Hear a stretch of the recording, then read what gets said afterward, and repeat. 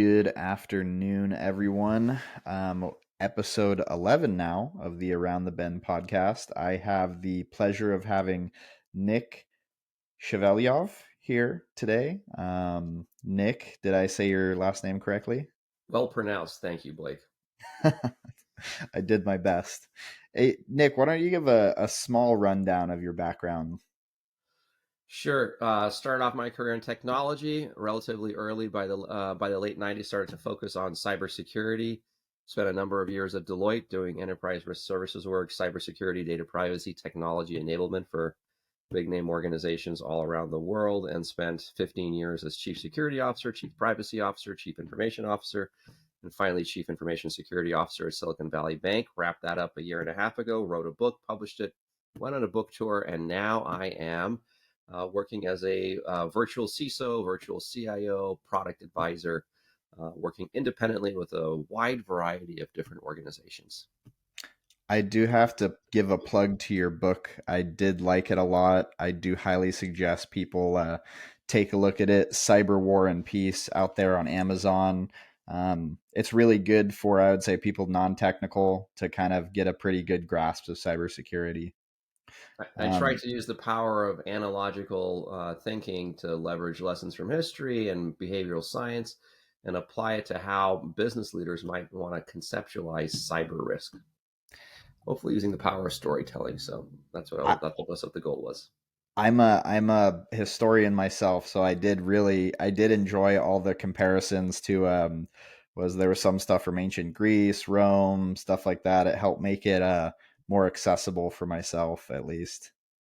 That's what I try to do is make cybersecurity more accessible to business leaders who want to learn more and just have a more informed discussion with their own teams and cyber practitioners. And I think that was kind of the one of the things that got us together today was taking more of like a high level view, almost like a somewhat maybe we said like philosophical view of like cybersecurity and where we see things going in the next like 3 to 5 year period. I mean, right now, all we hear every day is AI, AI, AI, AI. But um, just like every other technology stack, it's constantly evolving. Some parts are constantly evolving, but some of the basics, as you probably would argue, stay the same in some regards. I think that some of the tenets are the technology that empowers us may also imperil us. So how do we use it to empower and enable? And what's the flip side? How can it imperil us as well? And the same goes for technological changes, throughout history. The browser made the internet thing more accessible, right? The graphical user interface made computing more accessible. The smartphone put a supercomputer in the palm of your hand, right? And AI, I think, is going to enable us to be more effective in a lot of tasks, create more automation, and hopefully free us up for more creative work. And so just understanding what it can and can't do, I think that those are all healthy discussions to have. Oh, absolutely. I mean, I was watching a video, I believe it was one of the founders of OpenAI giving like a TED talk, and this is their beta version that hasn't been released to the public yet, but they started adding in plugins, like attaching ChatGPT to like your LinkedIn and your Facebook and your Twitter and Yelp and asking it like, "Hey, build me a recipe. Now tell me where I can go find this recipe," and then make a picture of this recipe. And it was, let's say, like 85% correct, but even the founder was saying like, yeah, it has hallucinations as the word they use. They won't say it makes mistakes, it has hallucinations. That's a funny way to describe it. Yeah, I'm sure that a lot of the APIs and plugins are going to enrich the value proposition, kind of like the smartphone. The iPhone came out and it was a great device, but it's all the different apps that you could put on the device that made it all the more powerful and your everything device. And I'm sure that it's all the APIs and plugins that'll work with ChatGPT that'll really push creative boundaries and hopefully enable humanity to automate a lot of mundane tasks and make us more effective and efficient. That's always the what is it, the end hope of everything. I mean, I went to this conference a couple weeks ago, the Modern Data Stack conference, and they talked about how like 10 years ago people thought like, oh, you get some data scientists, we're gonna have these big data sets, and we're just gonna be able to fix like everything. We're just gonna like it's just gonna kind of go away. A lot of these problems won't be problems, but as soon as you bring in a new solution, that solution brings problems. So kind of flipping that on its head, how does AI impact like kind of the impact cybersecurity in a bad way? Because we're mentioning some of the negatives. I've heard that you can use a lot of these AI programs to just start constantly running attacks all day long on cyber infrastructure. Yeah, I mean, around the data side, my sort of cheat sheet on data is using the 6 V's from big data, meaning what's the value of the data that we're talking about? What's the volume of the data? What's the variety? What's the variability of that data? What's the velocity in and out of your organization? And then those are the first 5 V's. But the sixth V is what's the veracity of that data? What's my confidence interval that I've got those first five correct? And you're right, you can weaponize AI. You can take a piece of malware and you can have AI iterate on it so that you create lots of variations of that malicious software. And then you can release that into the wild, and that makes things more problematic for defenders.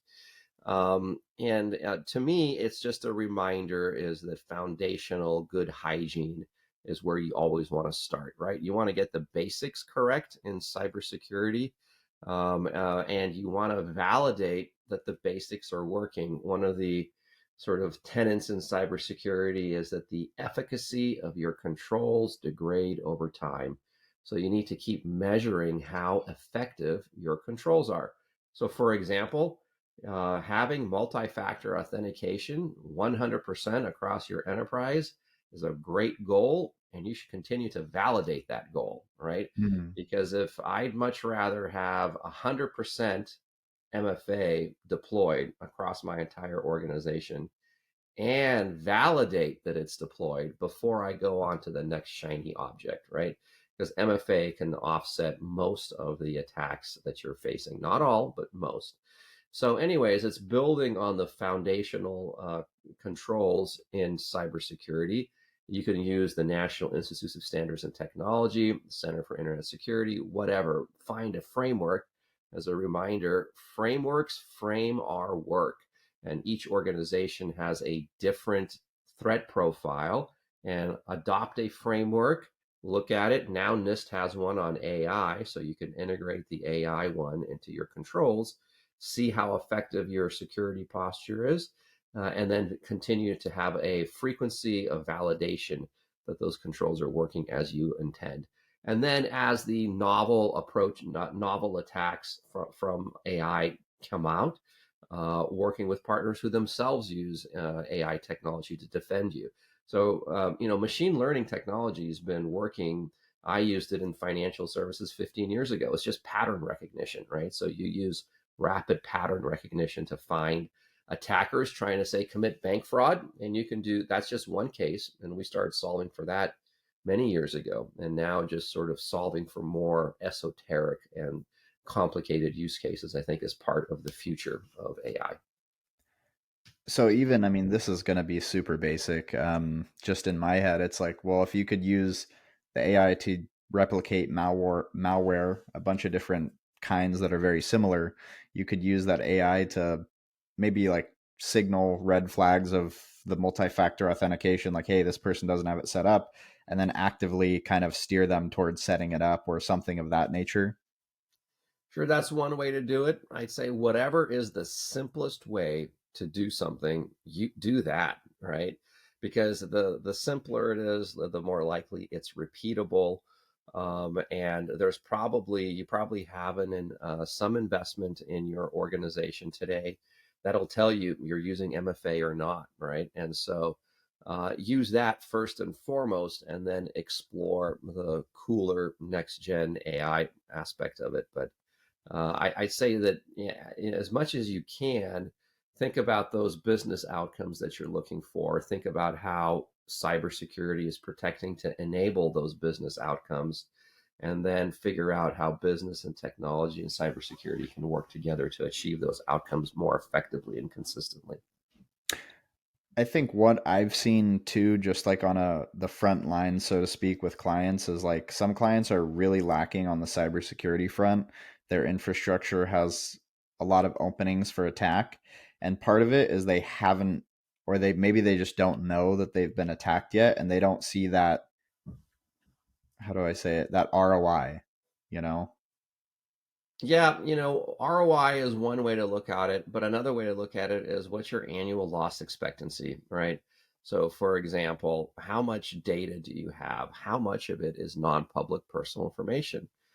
You can quantify name, social, date of birth, and according to IBM's most recent cybersecurity breach report, they quantify it on average as $164 per record. Round it up, call it $200 a record, then multiplied by the number of MPPI data elements that you have. That's your potential loss exposure. And then how do you reduce your likelihood of loss, right? So MFA, we just talked about, is one of them. And that's a real simple back of the napkin way to begin slowly quantifying your risk exposure. Then, if you've got a $10 million risk exposure and you've got a 1 in 10 chance of that occurring every year, you're looking at about a loss event on average of $1 million a year. How much can you invest to offset that $1 million loss, right? Will it take, because you invest maybe 100,000 or 200,000, which is 20% of that loss event, in order to reduce that probability even further. So I think ROI is one way to think about it. Another way is to think about annual loss expectancy and how do you reduce those annual loss expectancies. Hmm. No, it's a very good point because it actually gives me some thoughts about how I could have approached certain client problems and different situations where they're like, I mean, it's not a big deal right now. When they'd been talking with some of our consultancy services, and sometimes it's somewhat shocking because even me, without a huge technical background, without a strategic background, um, me on the ground could say, you know what, this is raising a lot of red flags for me. And my I don't know, my take on things is that sometimes even the people lowest in the organization can make the biggest change in terms of cybersecurity, and then also just identifying risks. Like if something doesn't seem right or you're going scratching your head, like there's no problem in asking those deeper level questions, because they could lead to more profound answers. You don't need insurance until you do. It's very true. I can't go into the details of that particular situation, but it was pretty egregiously egregious, I'll say. Egregiously egregious. That's I good. don't know how else to describe it. Sounds interesting. It was very interesting, but I guess, us trying to be more, make it a more accessible conversation for a lot of people. We kind of talked about some of the changes with AI, things like that. All you hear is ChatGPT, ChatGPT. You can't go anywhere without hearing ChatGPT. In terms of cybersecurity, AI or not, what are, let's say, in like a 3 to 5 year window, like what people could easily see as the next step coming forward? Um, It's humans are horrible at forecasting, right? So it's difficult to even say who would have known a year ago, sort of the changes that we've even had in our economic environment in the last year, or a year ago, no one was talking about this topic, and now everyone's talking about it. I just use other examples as the iPhone came out, and all of a sudden, everyone, going back to the initial comment, had a supercomputer in their hand, and they started bringing it to work, right? And mhm. they wanted to load enterprise data on these phones, and it created potential data loss Mm. events. And so we invented these industries that containerize data on phones, right? And so today, I think the same thing applies for a lot of these AI portals where people want to use it. It can help solve a lot of problems. It creates data leak situations where you might take proprietary source code or even sensitive data and you might put it into ChatGPT, for example, to solve a business problem. But guess what? You just got lost control of that data. And if Hmm. OpenAI had its own data breach, that data can be used against you. So I would, go back to the idea of we have internet usage policies, we have acceptable use policies. How should those reflect our usage of AI? Right? What's our sensitive data? What's the data that we can't lose and shouldn't lose because of various laws, rules, and regulations, reputational damage, etc. And so I think it's a point of self-reflection as organizations can look in the mirror and say, we've navigated technology evolution, we've navigated, the adoption of the internet and cloud and mobile phones, and here's another point where we should think through what is our most sensitive data? How do we want to leverage it? And this kind of goes back to that concept of know thyself, know thy data, know thy assets, know the usage of your data, and then develop policies that reflect the business outcomes that you're looking for and the various risks that you have. So, at Robert Half, understanding what can and can't you do, Yeah. right, and then have a policy reflect that, and have controls enforcing that. No, it is an interesting question. I'm sure our privacy team works all day and all night worrying about that, dealing with the amount of personal information that comes in and out of the system. The veracity would be like the quantity and speed, correct? So, veracity is sort of the calibrated estimate that you are confident in the first five. So, I am 90% confident on the value of the data. And the Hmm. value of the data is we have 100,000 records of personally identifiable information. We can quantify that now with the Ponyman Institute and the IBM security reports. Now we think, give or take, we have X amount of potential data loss in terms of value. Now, how do we want to protect those controls? And then you kind of step through these V's, and then you have calibrated estimates on your confidence, right?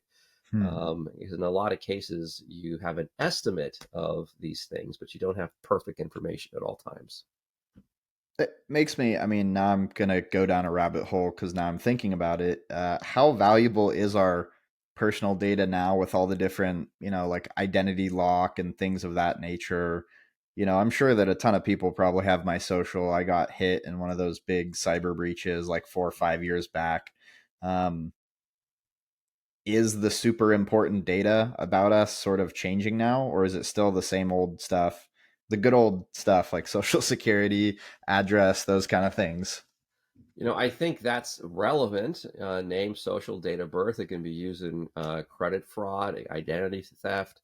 But now, in addition to that, there's sort of the metadata, the data on data about you. What are your preferences? Where do you like to travel? How could that be used against you, right? So I think that as your online presence becomes enriched and a profile is built about you or any one individual, how can that be used for better outcomes for you? But how could that be used against you as well? That's actually, it raises a really good point. I mean, again, going farther down the rabbit hole, I kind of have to go there. I saw this story on the news. This is very recent, in the past week. The Somebody was using AI programs to replicate people's voice and then calling people's family members. Like they could replicate someone's daughter's voice, and they were pretending that the daughter was getting kidnapped, and the mom was 100% convinced based on the things that were said and the sound of the voice and all these things that it was her daughter, but it was an AI generated conversation. And the mom wired money to this person to save their daughter, which was actually just sitting at home.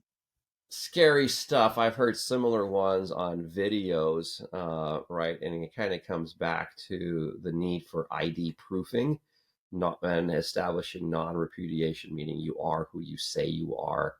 And there are technologies out there that you've probably used the one where you take your license and they take a photo of your license and then they take your photo of your face. Yeah. A lot of these technologies are just doing matching. They're just matching your photo to the identity.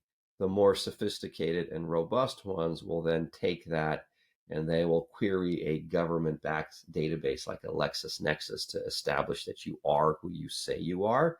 Hmm. And that's I called ID proofing. And then once you are established that you are who you say you are, then potentially binding that identity to a trusted device that's controlled, that has certificates, EDR, XDR, proxy, protectionary controls, things of that nature. And that's how you create a more trusted relationship. But yeah, I'm sure we're going to see novel approaches, novel frauds that we just haven't seen before, just given the nature of the technology. We're gonna have to get like two-factor authentication just to get on Zoom calls now or something. I don't know. Maybe, yeah, Or maybe it'll be three-factor. yeah, yeah. Something that you know, something that you have, and something that you are. It's a kind of a new, interesting, and scary world. And I mean, you can't go into too much detail, but is there any, maybe let's say, like common theme or common problem you're seeing among your clients, or the companies you consult with, maybe at like a base level or a more general level that people, you know you're allowed to talk about? Broadly speaking, it's not just my clients. I think the industry as a whole, ransomware attacks have been on the rise. They may have leveled off a little bit in the last year. Wiper attacks, where instead of just ransoming the endpoint, they just wipe the data on it. Um, and so you continue business email compromise, where someone spoofs an email from an executive telling someone else to move money out of an organization to pay for some sort of project. All that continues to happen. And I kind of go back to that hygiene concept of know thyself, know thy data, know thy Hmm. assets, have the basic blocking and tackling of multi-factor authentication, EDR, XDR, having policies reflected through control. If you're building software, having policy as code built into the software. If you're using public cloud in AWS, if you're using Git repos to push code into production, have your policies that you have written on paper reflect in the actual code that your developers are using. And this is part of a DevSecOps approach where in DevSecOps or DevOps, you shift left, you empower and enable developers to have the right tools and the right awareness with continuous integration and continuous delivery, where they have static and dynamic code analysis. They're always analyzing their own code and pushing it into production, reflective of what I would call the four ways of work in DevOps, meaning there are planned projects for organizations that are business projects. There are planned technology projects to support those business projects. There's planned change management, and there's always change management to do in technology. And Hmm. then the fourth type of work is unplanned work. And the way to think about unplanned work is it's anti planned work. It erodes your capacity to do planned work. And Hmm. that's where process and technology debt builds up in organizations. And that's where you have fragility. And when you have fragility in your ecosystem, that can be exploited and cause some form of harm. So, those are some of the concepts that I think about. I know. I mean, it's a good point because I think a common misconception that I've seen is people assume, oh, tech companies, these are the most cutting edge companies. They're using the newest technology. They have the smartest people. You pull back that sheet or you go past the surface layer and you'll find some technology stacks and software and infrastructure that are extremely old, that haven't been updated, that are quite scary, honestly, sometimes when you really look how much users are supported, or let's say how much of an organization is supported by an extremely legacy system. And there's probably a good story behind it, right? There was probably some change, new leaders, old leaders, budgetary cuts, right? The road to hell is paved with good intentions, right? People probably trying to do the right thing, but running out of time and money. Incentives are aligned to deliver on a new feature and not clean up an old bug. And again, that's kind of what drives a lot of these outcomes. You want to make decisions, big long term decisions with people who have skin in the game. I used to take new hires out for breakfast, and I'd buy them a bacon and egg breakfast, and I'd ask them, "Who's all in on this breakfast? The chicken or the pig?" The chicken can lay eggs all day long and walk away, but that pig is all in. So you Yeah. want to make big long term decisions with people who've got skin in the game, and will be around there when things go bump in the night. No, I think that makes a lot of sense, and I think that's I like that. Who has more skin in the game? Definitely the pig. Gosh, I'm sorry.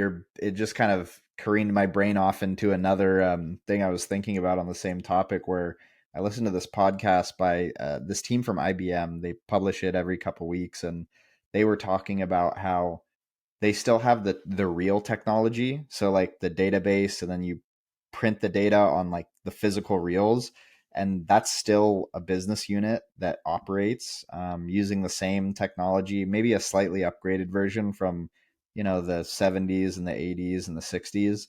And they were talking about it like it was a cutting edge way of storing data and doing things. It's like, yes, it is a technically you will be have secure data, but it was funny to me like that they were using the podcast to try and boost up this business unit that's like a 50, 60-year old solution that they're the only company that still does it like it's a point of pride or something. I was like, that's an amalgamation of bad decisions. That's not a point of pride Yeah, in I my mean, yeah, view. I didn't hear the podcast, but it's funny.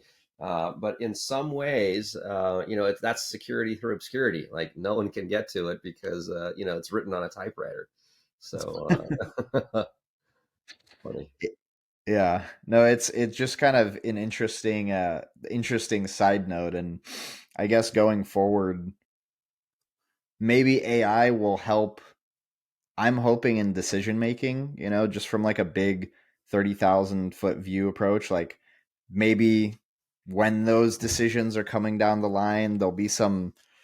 I mean, this is very wishful thinking. Now I'm getting like super theoretical about it, but you could have some like AI counselor or AI Machiavelli sitting there and or running that Well, could the idea of having an organizational risk conscience makes a lot of sense, is having an AI that you feed information and questions into, and it collectively develops a risk conscience for an organization.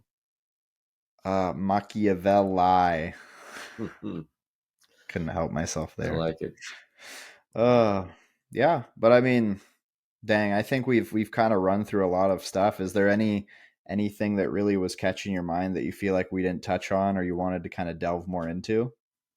No, I mean, I think that, we talked about human incentives and how that drives things. And so understanding what are the incentives in the organization, what are the outcomes that you're looking for, cognizant Mhm. that strategy is a series of shrewd decisions based on ever changing circumstances. And so you might approach things differently today than you did a year ago, than you will a year from now. Mhm. And just that situational awareness and ability to adapt is, I think, key. Hmm. No, absolutely. I think that's a really, really powerful thought, not just for business leaders now, but 10 years from now and 10 years from then. Yeah, I think the things that applied to the world 2,000 years ago that apply today will likely apply 2,000 years from now. And so, what are those things? And sort of thinking through those. And that's we're not great forecasters, but we can sort of forecast that human behavior and incentive from 2,000 years ago and today will likely play out in the future as well. No, absolutely. One of my really good friends, he's Persian, and he said there's a saying in Farsi that goes, the tools change, but the humans don't, essentially, is the translation into English. That's right. That's right. Perfect. Well, hey, I think that's a good point to leave off on. A lot of good stuff in here, and I want to thank you for taking the time out to talk with me today, Nick. Thanks for your time, Blake. I appreciate it. Talk soon. Talk to you soon.